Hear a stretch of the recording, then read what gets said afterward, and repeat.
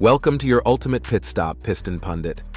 From 2023's post-pandemic surge to 2025's sharp decline, U.S. tourism has taken a wild turn. International arrivals are dropping, visitor spending is shrinking by billions, and Canada, once the top source of travelers, is easing off. Add steeper visa fees, a doubled ESTA charge, and a federal shutdown snarling parks and museums, and America's welcome mat looks worn. Airports aren't literally empty, but the chill is real, and the money is rerouting. Why are travelers picking Toronto, Dubai, and Singapore instead? And what could flip the trend by 2026? Here are the key developments.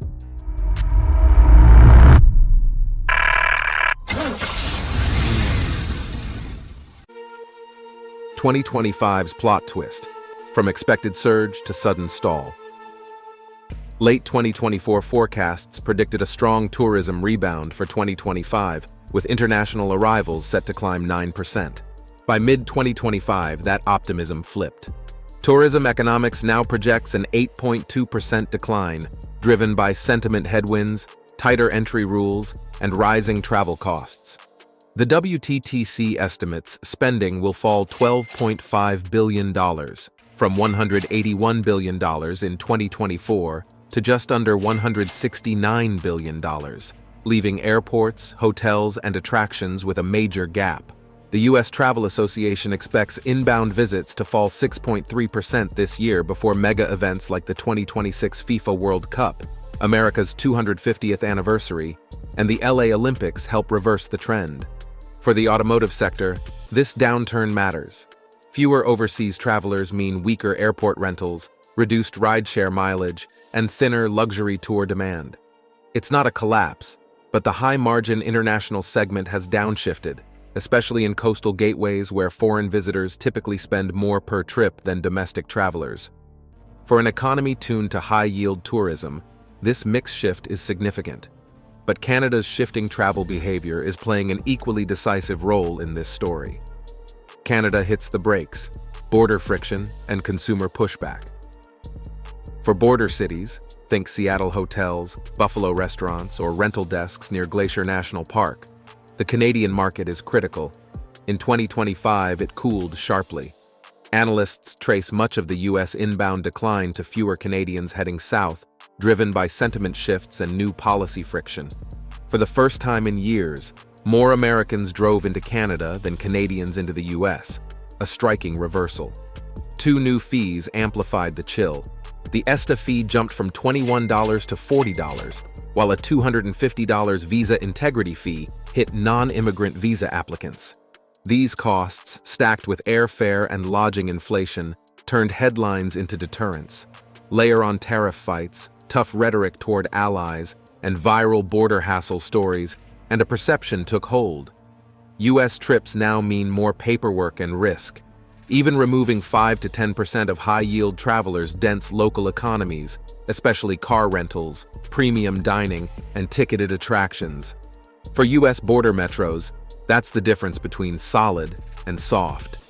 Before we head deeper, hit like and subscribe so you don't miss upcoming automotive breakdowns and geopolitical deep dives here on Piston Pundit. Now let's shift gears and see how federal shutdowns compounded the pressure. Shutdowns, parks, and museums, when policy collides with itineraries. Layer all that on top of a federal shutdown, and you have a recipe for uncertainty. TSA and air traffic staff still work, but unpaid, leading to morale dips and occasional delays. Meanwhile, national parks operate on skeleton crews. Trails may be open while visitor centers are shuttered, and iconic sites like the Liberty Bell Pavilion were closed entirely this fall. Cultural institutions scrambled too.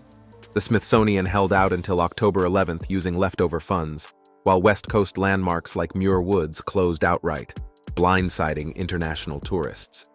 Even if cities offer plenty of alternatives, headlines about closures sap confidence. International visitors on tightly scripted itineraries would rather postpone than gamble. Airports don't literally empty, but international lanes soften. Duty-free sales dip. Rental car counters see lighter flows. Premium ground transport loses high-spend customers. In 2025, it wasn't one catastrophic policy that caused this. It was a pileup of small frictions that together hit the brakes on inbound demand. While the US struggled with frictions, other hubs saw opportunity and seized it. Toronto, Dubai, and Singapore take the spillover. No single city takes America's market, but connectivity follows confidence. In 2025, Toronto, Pearson, and Vancouver gained as Canadians kept leisure spending closer to home or routed long-haul trips through domestic hubs. Meanwhile, Dubai, Doha, Singapore, and Istanbul promoted and delivered seamless transits, wide visa-free corridors, and predictable processing, exactly what travelers seeking low-friction journeys want. Airlines follow conversion. When U.S. inbound weakens, extra wide-body capacity shifts toward stable hubs with steady demand. Despite softer inbound numbers, global aviation is booming. U.S. carriers are on track to top $1 trillion in revenue, a post-COVID high. That paradox, strong airlines but weaker U.S. inbound, makes sense. Domestic demand remains solid, tariffs reshuffle cargo flows, and airlines can retime international capacity to friendlier hubs without hurting profits. Faced with a stress-free 90-minute Changi transfer versus unpredictable U.S. entry, travelers pick the former. For automotive niches, rentals, shuttles, chauffeurs, the play is clear. Follow premium travelers upstream to Canadian and global transit hubs until U.S. inbound rebounds. But beyond hubs and travelers, there's a bigger policy engine at work. Tariffs, supply chains, and the 2026 reset. Tariffs are blunt instruments, and aviation is especially vulnerable to policy whiplash. Mid-2025 investment commentary labeled new sweeping tariffs a black swan for the sector, complicating everything from cross-border MRO logistics to long-term aircraft contracts. North America's aerospace network is deeply integrated. Sudden duties don't bring production home, they add cost and uncertainty. The near-term impact: cautious capacity planning, higher risk premiums, and opportunistic traffic rerouting by airlines and cargo operators. The outlook improves in 2026, with inbound travel projected to grow 3.7%, driven by a packed calendar. The FIFA World Cup, America's 250th anniversary, and the runway to LA 2028.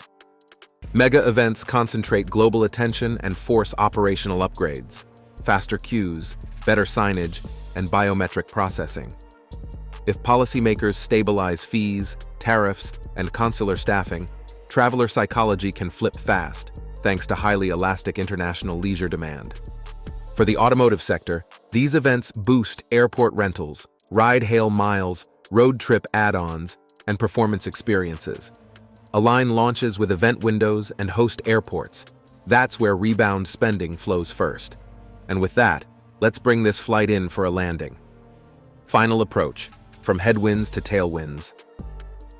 Are U.S. airports truly empty? No. But the international lane, the premium revenue engine, has downshifted in 2025. Arrivals are down, spending has slipped by $12.5 billion, Canadian travel has cooled, fees have risen, and the shutdown added uncertainty. Toronto, Dubai, and Singapore have capitalized by offering predictable, low-friction experiences while U.S. hubs work through turbulence. The flip side is promising. 2026 brings World Cup-level demand, a patriotic 250th anniversary travel wave, and a chance to stabilize entry systems. If policymakers reduce friction and airports focus on reliability, the U.S. can pivot fast. Now let's hear from you. Do you think travelers will return quickly once fees and processing improve? Which international hub, Toronto, Dubai, or Singapore, has impressed you the most? How do you see tariffs reshaping travel and automotive demand in 2026? Drop your thoughts and experiences in the comments below. Make sure to subscribe to Piston Pundit for the latest vehicle updates and upcoming videos. Thanks for watching and see you next time. You can now check out any of the videos on the screen. There's plenty more to explore.